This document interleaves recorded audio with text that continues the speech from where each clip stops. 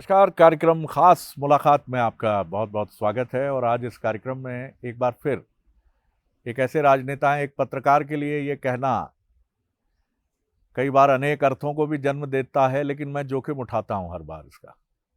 एक ऐसे राजनेता हैं जो मेरे भी प्रिय राजनेता है।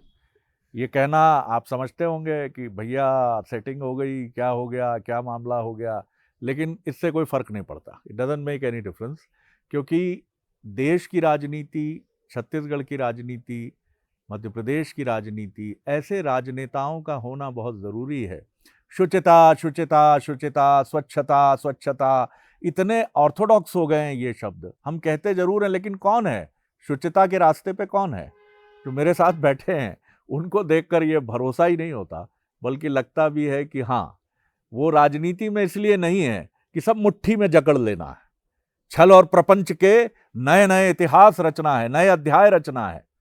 ज़्यादा हो गया सर तो माफ़ कर दीजिएगा, लेकिन मैं फिर जोखिम उठा रहा हूँ कि मैं जब उनको देखता हूँ तो मुझे राजनेताओं और राजनीति पर भरोसा जमता है।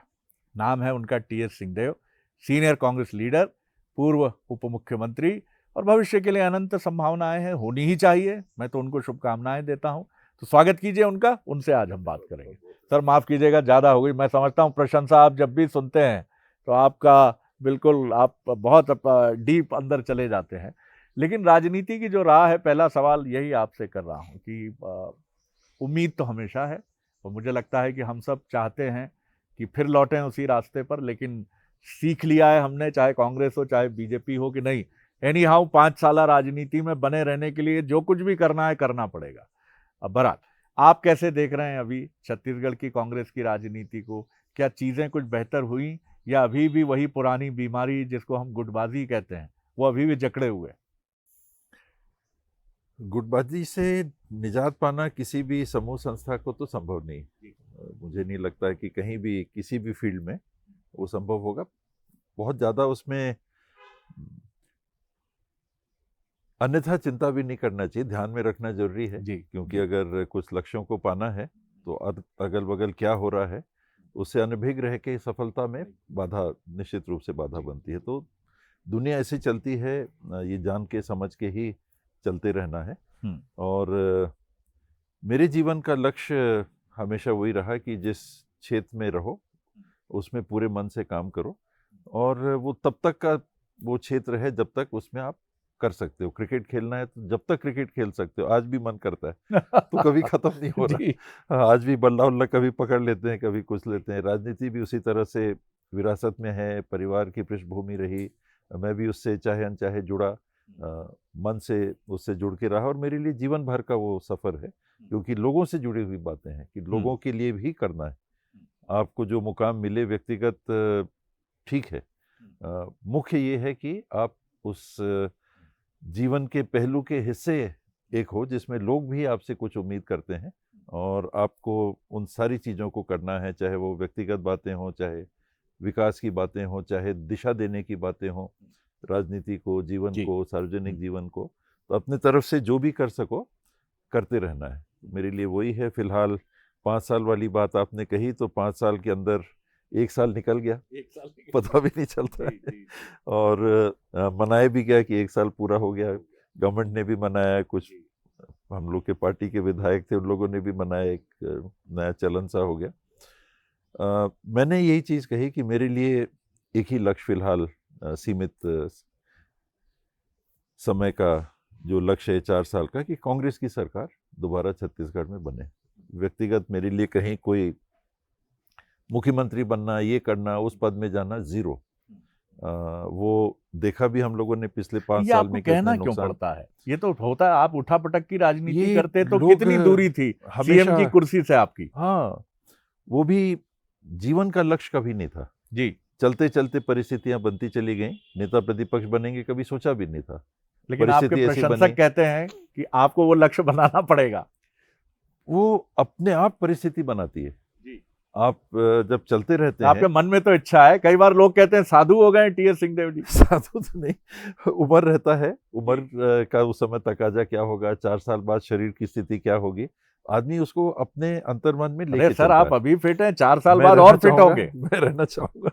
और अभी उस समय के आज के उम्र पाए हुए लोगों को भी देखते हैं जी, एक्टिव हैं, कर रहे हैं, तो वो ठीक है, अपने जगह है।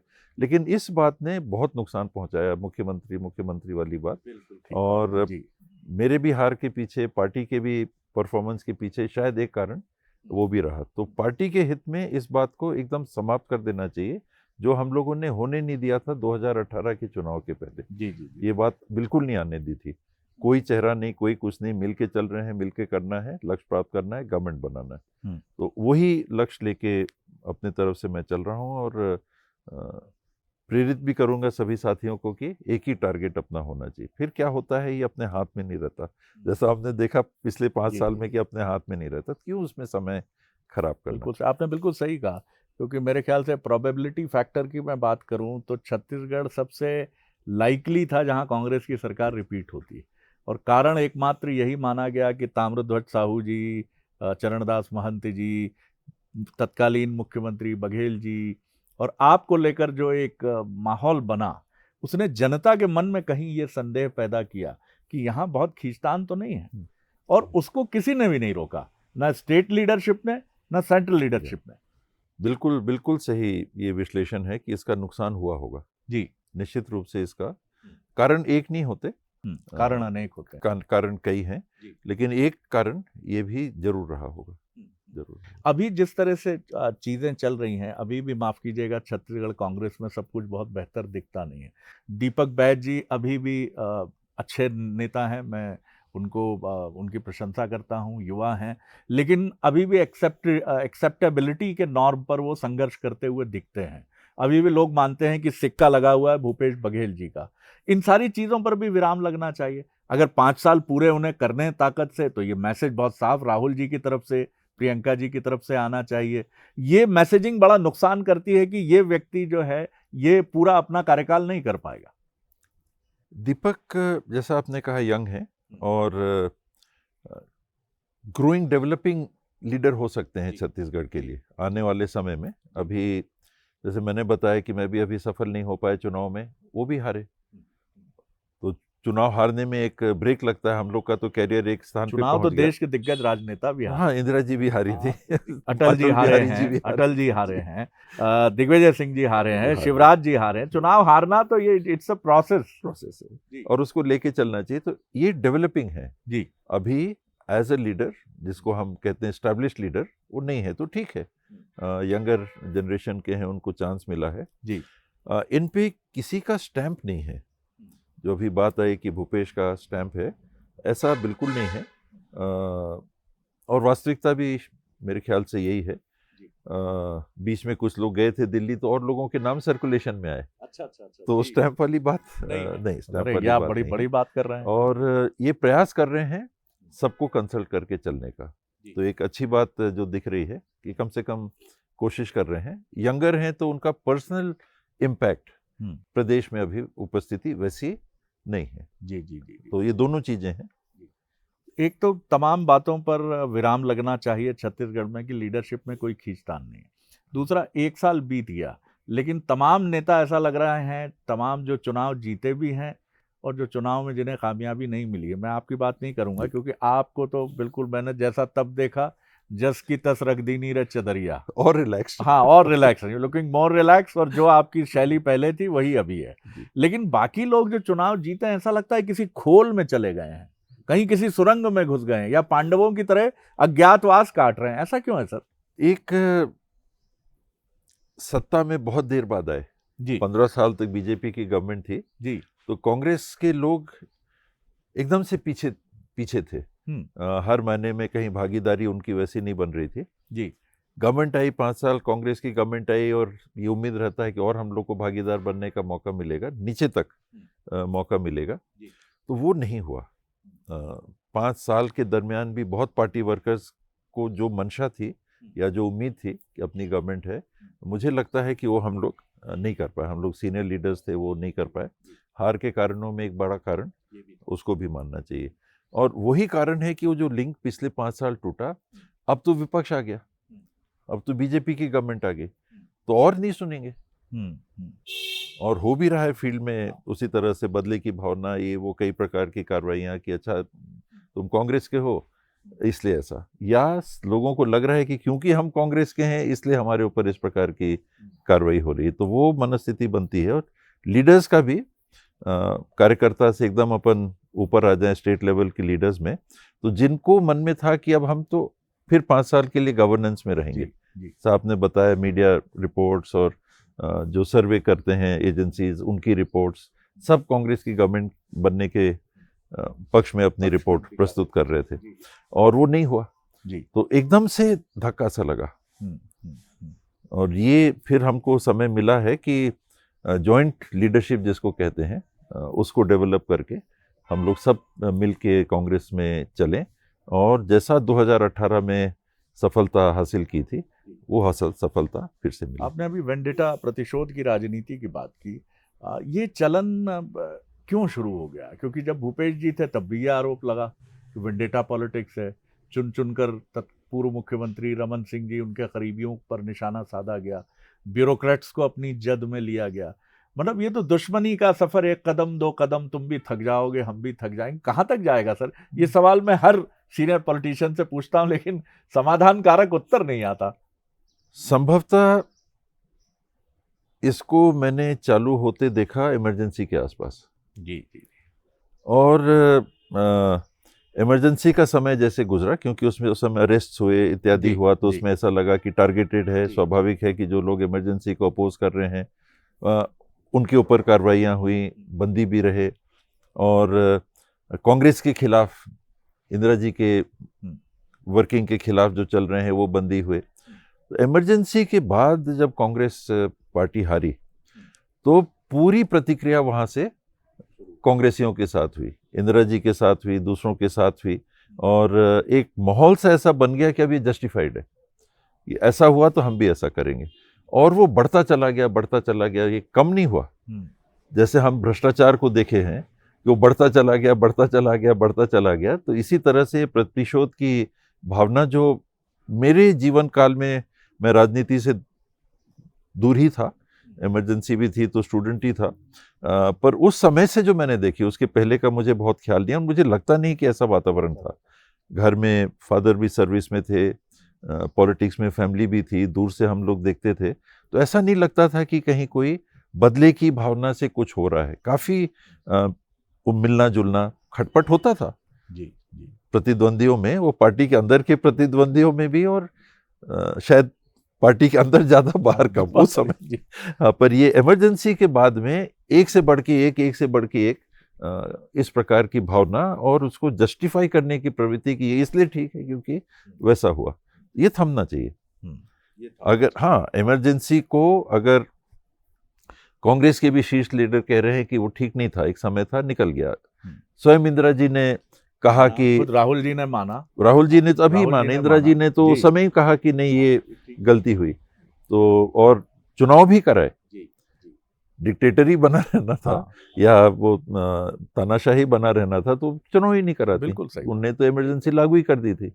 तो उनके अंदर जो भी सोच और भाव था, जिन कारणों से भी इमरजेंसी आई, स्वयं उनने कहा कि ये ठीक है। मैं आपको बीच में रोक रहा हूँ, क्या आप इसमें बिटवीन द लाइंस ये भी देखते हैं कि जो मैसेज ब्यूरोक्रेसी को और प्रशासन तंत्र को जाता है ऐसे मामलों में, उसको वो लोग मल्टीप्लाइड करते चले जाते हैं, और उनके भी वेस्ट इंटरेस्ट जोड़ते हैं, कहा गया है इतना सा, कर दिया इतना सा, होता है जी। इमरजेंसी का सबसे गड़बड़ काम जो मैंने देखा जी, वो ब्यूरोक्रेसी का out of context and out of proportion implementation में आज भी वही स्थिति, आज भी जी, ये स्वभाव है ब्यूरोक्रेसी का स्वभाव। ये इमरजेंसी से जुड़ी बात नहीं है, या किसी और हादसे से जुड़ी बात, राजनेता ज्यादा होता है, वो ऐसा उनको लगता है कि बस ऐसा करो तो हमारे पास कंट्रोल और ज्यादा आ जाएगा कि इन लोग को इसमें उलझा देना है। जी। और मतलब जो भीतर कहीं नियंत्रण की भावना है वो प्रशासन तंत्र की है, लेकिन वो बिल जो फटता है वो सरकारों के नाम कटता है। एग्जीक्यूटिव ऑर्डर तो ब्यूरोक्रेसी ही जारी करेगी जी। जो तथाकथित नेता हैं या जो मंत्री हैं या जो सत्ता में है, वो तो कहेंगे, वो ऑर्डर नहीं इशू कर सकते जी, ऐसा करो, इसको अरेस्ट करो, इसकी जमीन की जांच करो, जंगल में क्या हुआ उसकी कार्रवाई करो, इत्यादि इत्यादि। वो ऑब्वियसली ब्यूरोक्रेसी करती है, और ब्यूरोक्रेसी को नियंत्रण में रखना ये जनप्रतिनिधियों को जानना चाहिए, समझना चाहिए और सीखना चाहिए। कंट्रोल उस हद नाते नहीं करना कि हम अभी कह रहे हैं रात है तो ब्यूरोक्रेसी रात कहे, लेकिन हम अगर कुछ बात कह रहे हैं और ब्यूरोक्रेसी की दूसरी राय है, उसको भी लेके चलना, मंथन करके निर्णय करना, और ब्यूरोक्रेसी को जिसे कहते हैं बेकाबू नहीं होने देना। बेकाबू नहीं होने देना। मेरे को मैं एक दो बार कहा भी है, डैडी ब्यूरोक्रेट थे, IAS अफसर थे। एक बार उन्होंने कहा कि ब्यूरोक्रेसी वो घोड़ा है जो सवार को पहचानता है। अगर ब्यूरोक्रेसी को मालूम है कि हाँ लगाम कसी हुई है तो वो सवार के हिसाब से चलता है, जहां उसको पता चलता है कि ये सवार कमजोर है तो पटक देता है। ये डैडी के शब्द में आपको दो चार शब्द इधर उधर सीनियर मोस्ट ब्यूरोक्रेट थे मध्य प्रदेश ही नहीं देश की ब्यूरोक्रेसी के। ब्यूरोक्रेसी का जो मैंने कहा है कि एक स्वभाव, मैंने भी देखा थोड़ा बड़ी बात डैडी से एक दो चार शब्दों में समझ में आ गई कि ब्यूरोक्रेसी भी देख समझ के चलती है और उसमें ये प्रवृत्ति है कि पटक भी देगी सवार को। तो सवार को मुस्तैद और चुस्त रहना है। जी जी, ये आपने बड़ी इंपॉर्टेंट बात की। एक और इम्पॉर्टेंट बात है कि आपके जो आपको क्रिटिसाइज करते हैं वो भी इससे सहमत होते हैं, और जो आपके प्रशंसक हैं जिनकी संख्या बहुत अधिक है वो भी ये मानते हैं, चाहे वो बीजेपी में हो चाहे कांग्रेस में हो, कि टी.एस. सिंहदेव साहब की सही जगह बीजेपी में है। हालांकि आप बार बार कहते हैं कि अब क्या खाक मुसलमान होंगे, अब क्या जो विचारधारा है, जो रीति नीति है, लेकिन क्या ये प्रेशर नहीं आता आपको बार बार नहीं कहते लोग कि चलिए साहब कहाँ आप बैठे हैं, आप अगर अभी होते तो पता नहीं कहाँ से कहाँ होते। पिछले चुनाव के पहले जरूर हल्की बात ऐसी थी जी, लोगों के मन में रहा होगा तो वो सोच रहे थे, हाँ वो रहता है जी था जी, मतलब कोई अच्छा नंबर 1 2 वाली बात मैं नहीं कह रहा, लेकिन लोग बीच में सोचते होंगे कि हम पहल करने से सीनियर सोर्स से आया था, क्रेडिबल, बड़ी बात है ये, क्रेडिबल सोर्सेज। तो मैंने सबको वही कहा था, चाय की बात थी, ये थी, भोजन की बात थी, चाय पे भी गया किसी के, हाँ भोजन पे भी गया जी। वो जाने के पहले ये बोल के कि देखिए मैं आ तो नहीं पाऊंगा लेकिन फिर भी आपने निमंत्रण दिया है तो अशिष्ट नहीं होना जी, आप फिर भी अगर कहेंगे तो मैं चाय पे। लेकिन आप उन राजनेताओं में से हैं सर की जो बीजेपी की अच्छाइयों को भी एक्सेप्ट करते हैं, जो ये इससे नहीं होते कि मतलब मुझे वो ट्रक के पीछे लगा हुआ, माफ कीजिएगा स्लोगन याद आता है, जलो मत बराबरी करो। आप हमेशा ये कहते हैं कि हमें अपनी कमजोरियों का मूल्यांकन करना चाहिए। तो इस पार्टी की आप ताकत क्या देखते हैं? बीजेपी का कैडर है और बीजेपी के साथ आरएसएस है, जो कि एक बहुत बड़ा डिसिप्लिन्ड कैडर बना हुआ है। 100 साल अर्ली 40s तक सेवा दल आपके यहाँ था, अर्ली 40s तक, उसके पहले तक आरएसएस के संस्थापक ही सेवा दल में थे। 2 साल बाद हेडगेवार जी उनने गया आरएसएस बनाई, फिर हिंदू महासभा और मुस्लिम लीग और बहुत कुछ चला, बहुत कुछ देश में हुआ, हम लोग यहाँ तक पहुंचे। तो उसमें उनका स्ट्रेंथ जो है वो उनके पास एक संगठन है, ट्रेंड कैडर जिसको कहते हैं, वो उस पे चलते हैं। उनका उम्मीदवार कौन होगा, वो जीतेगा नहीं जीतेगा, आपने उनका नाम भी सुना है कि नहीं सुना है, एकाएक नाम आता है कि ये चुनाव लड़ेंगे, और वो जीत भी जाते हैं कई बार। कांग्रेस में चलता है कि किसकी लोगों के बीच में पहुंच है, मास बेस्ड पार्टी कांग्रेस कहलाती है। मास बेस्ड इन द उस मायने में कि जो कांग्रेस के लीडर हैं उनकी पहचान लोगों के बीच में, उनकी उपस्थिति कैसी है कि ये जीत सकेंगे कि नहीं। बीजेपी ये नहीं देखती कि हमारा कैंडिडेट कैसा है, उनके पास संगठन है, वो परिस्थिति देखते हैं और वो अंदर ही अंदर पता भी नहीं चलता है कहाँ कहाँ डोर पहुंचे हुए हैं, और वो किसी को भी खड़ा कर देते हैं। और यानी ऐसा नहीं कि किसी को भी, लेकिन आप देखें कि शिवराज जी जैसे मुख्यमंत्री को हटा दिया, ऐसे पता ही नहीं चला, लाया तो पता नहीं चला, उनके बैकिंग जो भी नाम चुन लिया गया, अब आप दाएं बाएं नहीं होंगे। उमा भारती रही बीजेपी में, नाम आया, पार्टी से निकाला, फिर लाए। तो व्यक्ति को वहां पर स्थान कमतर है। जी जी, अभी दिख रहा है कि ज्यादा हो गया है जी।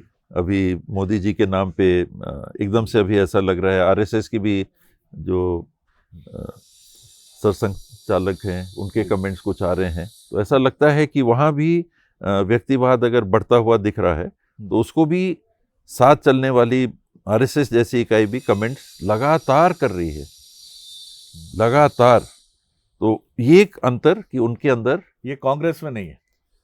कांग्रेस में ऐसा कोई विनोबा भावे हो, कोई और राजनेता ऐसा हो जो बराबर, या कोई इतना बड़ा जो संगठन के पैरेलल कोई व्यक्तित्व हो वो बताता रहे? है। उसमें कांग्रेस के अंदर भी हैं, और वो अंदर की बात होती है, सामने नहीं आती। ऐसी सलाह देना, ऐसा एडवाइस करना, ऐसे लोग हैं। और क्योंकि कांग्रेस मास बेस्ड पार्टी जिसको कहते हैं, जो प्रभावशाली लोग हैं उनको जोड़ के वो विभिन्न बगीचों में अलग फूल और एक माला में पिरोया कांग्रेस की माला विचारधारा में अपने पिरोया। सुनवाई का जो मैकेनिज्म है, अभी आपने मणिशंकर अय्यर जी का बयान देखा होगा कि मेरा करियर बनाया भी और बिगाड़ भी दिया। तो क्या बात है, क्या अय्यर साहब से एक गलती हो गई, उमा भारती से इतनी बड़ी गलती हुई, बीजेपी में और बड़े नेताओं से गलती, उमा भारती ने तो अपनी पार्टी ही बना ली, अय्यर साहब का क्या इतना बड़ा दोष था?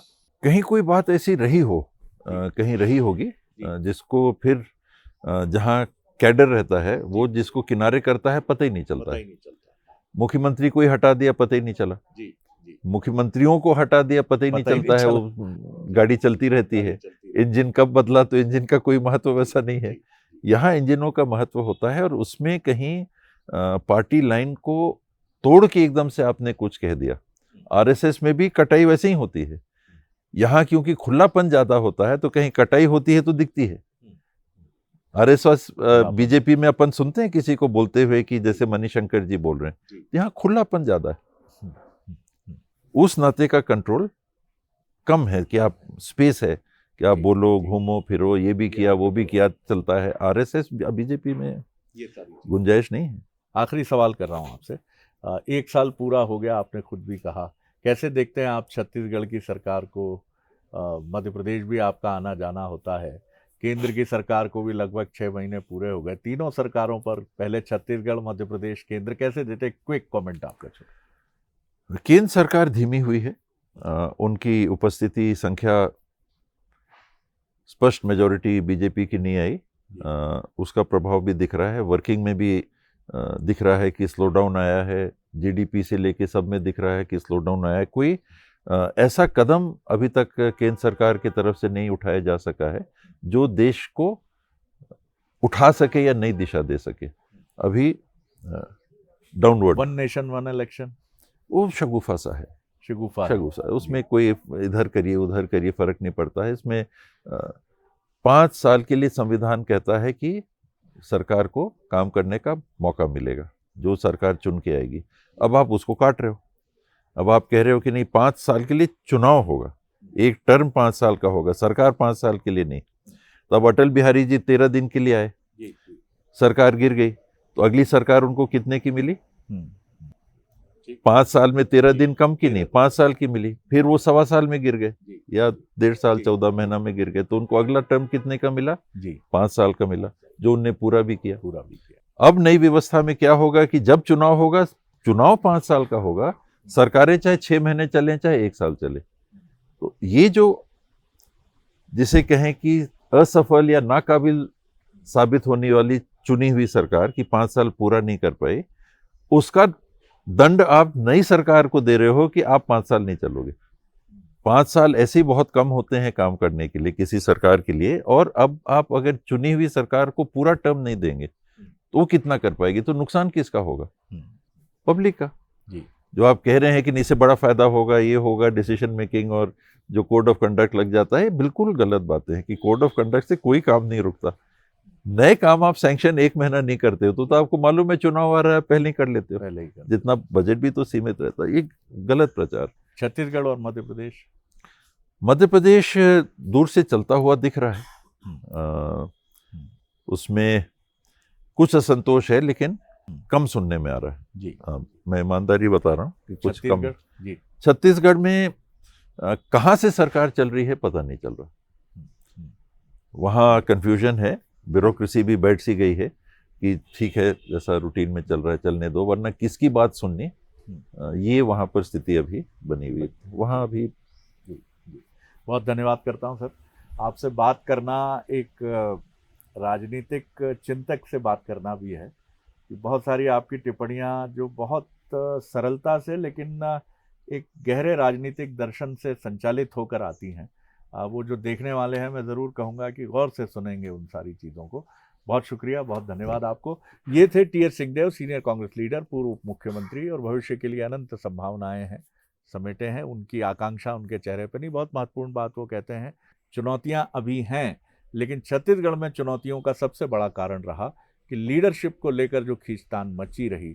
इसीलिए अब हम जब टी.एस. सिंहदेव को सुनते हैं तो सबसे ये कहते हैं छत्तीसगढ़ में कि आप इससे मत उलझिए, ना मैं मुख्यमंत्री पद का आकांक्षी हूं, ना किसी और को होना चाहिए। और ये मैसेज नीचे से ऊपर तक, फ्रॉम दिल्ली टू रायपुर, बहुत स्पष्ट होना चाहिए। हम सबका ध्येय ये हो कि हम एक ऐसी सरकार बनाएं जो छत्तीसगढ़ के आकांक्षाओं के अनुरूप काम कर सके। खास मुलाकात में इतना ही। अगली बार एक और शख्सियत को लेकर आपसे मुलाकात करेंगे। नमस्कार।